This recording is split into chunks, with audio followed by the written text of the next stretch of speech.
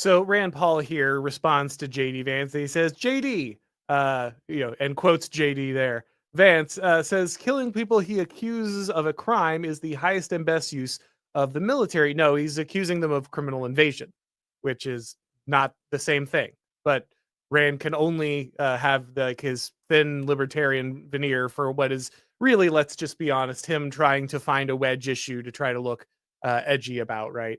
Uh, did he never read To Kill a Mockingbird? Did he never wonder what would happen if the accused were immediately executed without trial or representation? What a despicable, thoughtless sentiment it is to gloriously kill someone without a trial. So first, like, just so many things wrong with this. Like, first, all these libertarians are like retroactively calling for fair and speedy trials for the Barbary pirates, right? Like, we've just it's not like we don't have historical precedent here. It's not like we don't know how the founders would have ask Julius Caesar this. what he did to pirates, right? Like this.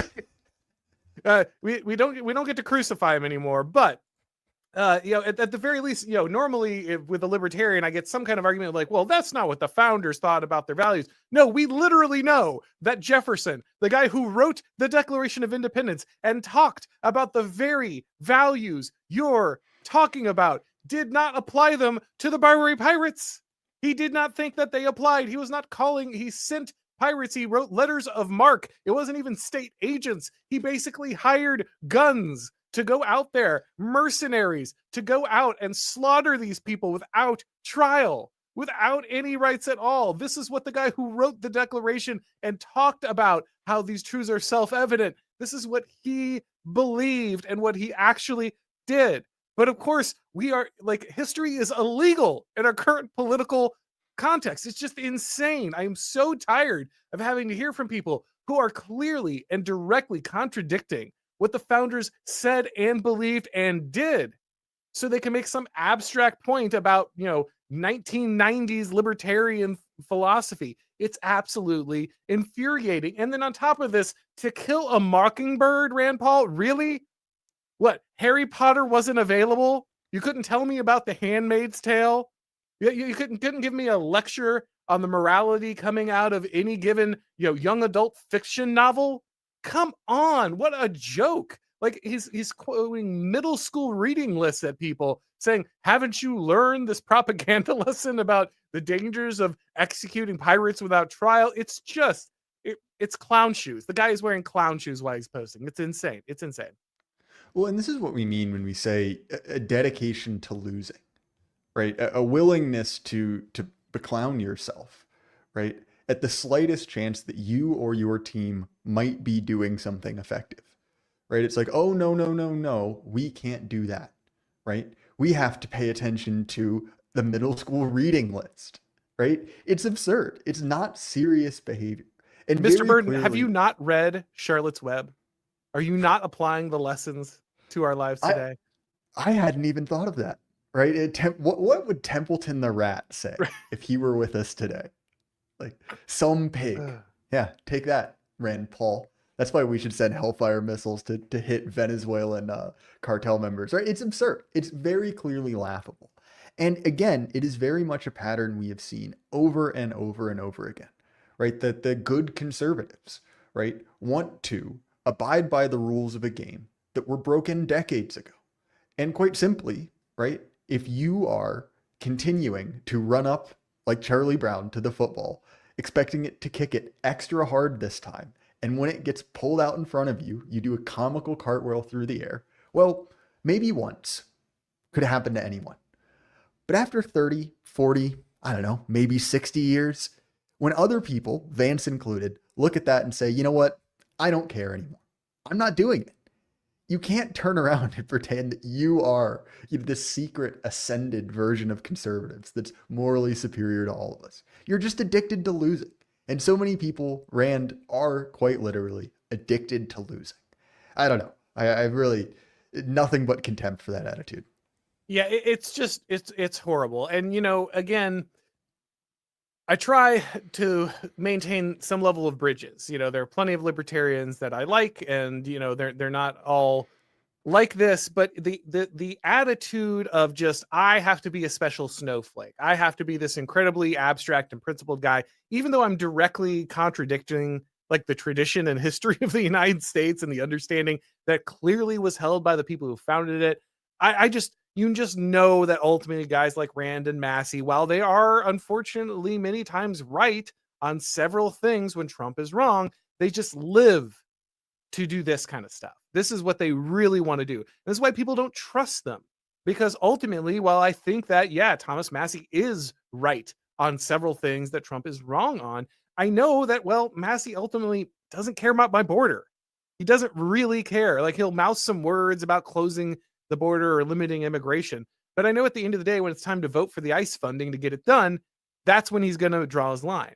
I know that Rand Paul ultimately just doesn't care about stopping the drugs coming into my country. I'm not asking for a war on Venezuela. I'm not looking to go fight the Contras or something. I'm just saying, if a boat full of drugs is heading towards my country, we can blow it up and it's fine. That's actually like what it's for. I don't have to go deploy troops into the middle of the ocean. It's not like, these people were American citizens hanging out dealing drugs and we just shot them in the street, though. But like, Be convinced, yeah. Just saying, these are people who in no way, shape, or form have any constitutional rights. It's like nothing, even the laws of war here, like, do they apply? None of this, like, none of this is relevant. And yet here we are getting lectured by a guy who ultimately, I think it just shows, like, doesn't really care and has these like reflexive leftist attitudes. Haven't you watched Atticus Finch defend everyone against the racist Southerners? Like, that's the reference you want to make here, Rand? Like, that's really the one you're going to go with? Was the Hunger Games unavailable at the time? Well, especially when, right, from an anti-interventionist perspective, right, there are few things more morally justifiable than anti-piracy, right? Than people trying to, steal, defraud, and poison people in your country, right? Coming from the outside in, not a full-scale military invasion, but nonetheless, running the blockade, bringing in, deadly contraband. It's like, well, there's a big difference between that and, sending, drones halfway across the world to blow up some goat herder shack, right? This is very much connected to the experience, the well-being of normal Americans. And as far as the legitimate uses of force, to be honest, from, again, pretty much any normal perspective, is unimpeachable. And again, look, I echo your points. There are a lot of guys who either pass through or are still there in the libertarian world that are good guys. But this kind of stuff it's clownish, right? It is not worth, really even granting a discussion to. As Vance said, right? We're not doing this anymore. Right. And I think that is the attitude to take towards this type of just eternal loserdom, right? We don't have to do this anymore. And you can obviously see from the way that Rand was responded to that this was not a popular position.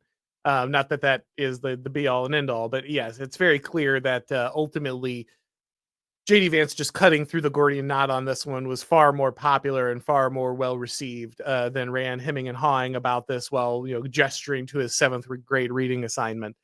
And so I libertarians, please do me a favor, just help me out here, okay? Can we stop random wars in the Middle East first? Can we just can we get together on that one and then maybe have the debate as to whether or not America is allowed to defend its borders, from drug runners? Like, I understand that you guys just feel the need to flip out at every deployment of any military force, but for the love of God, we can win on the foreign adventurism stuff. Please just work with us on that and try not to just, take the clown nose off a little bit for a little while we get that job done. And then, we'll get into the finer aspects of whether or not you're allowed to blow away a cartel member as they charge your country with a boat full of deadly drugs.